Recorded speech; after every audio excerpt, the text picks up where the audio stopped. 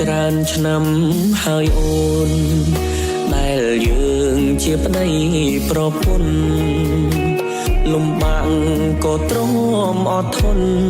ពួកយើងមិនដែលចោលគ្នាបានប្តីអ្នកក្រនាំអូនរងទុកវេទនាមានចានតែខ្វះស្លាបព្រាក៏